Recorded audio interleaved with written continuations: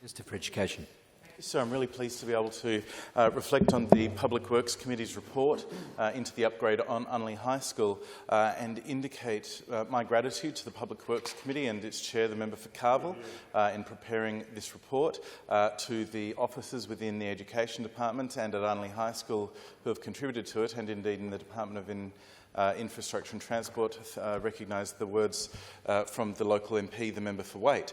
The Unley High School, as I'm led to believe, has been on the priority list for infrastructure upgrades for an extraordinarily long period of time, and it's very disappointing that some of these works, which are well and truly overdue, weren't done many, many years ago.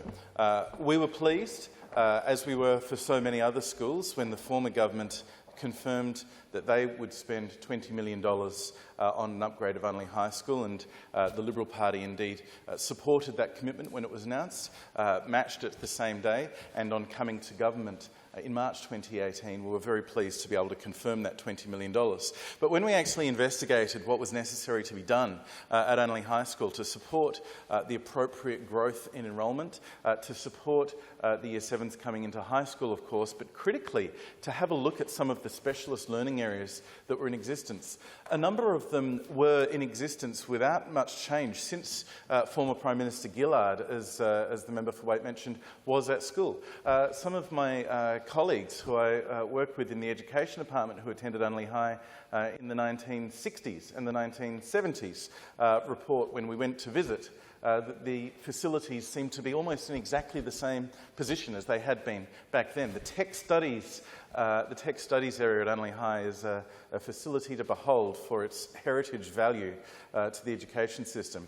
And I can't tell you how excited the staff and students at Unley High are about the renovations and upgrades to that facilities, but also the outstanding new facilities, the new 3-storey building that will be built particularly to give some accommodation, special support to some of those junior secondary students who will benefit from having their area.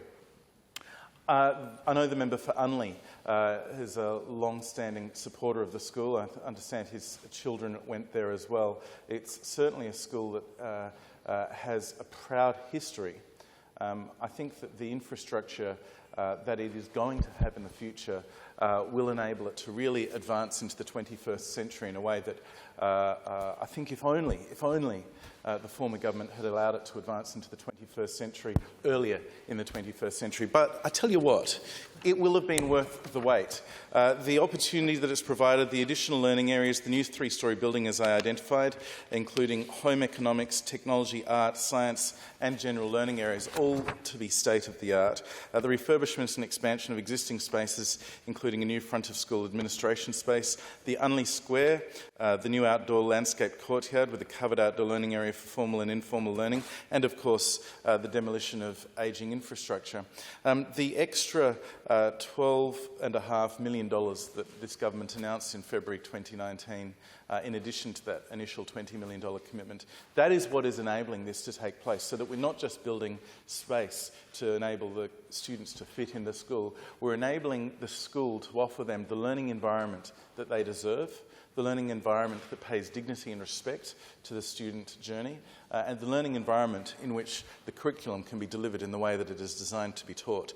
I'm very pleased to be the Minister for Education in a government that is investing a record $1.3 billion in education infrastructure, and this $32 million commitment at Unley High School is a really valuable part of that investment. It will support a student capacity of 1,700 at least in 2022 when it is complete and the Year 7s move into to high school.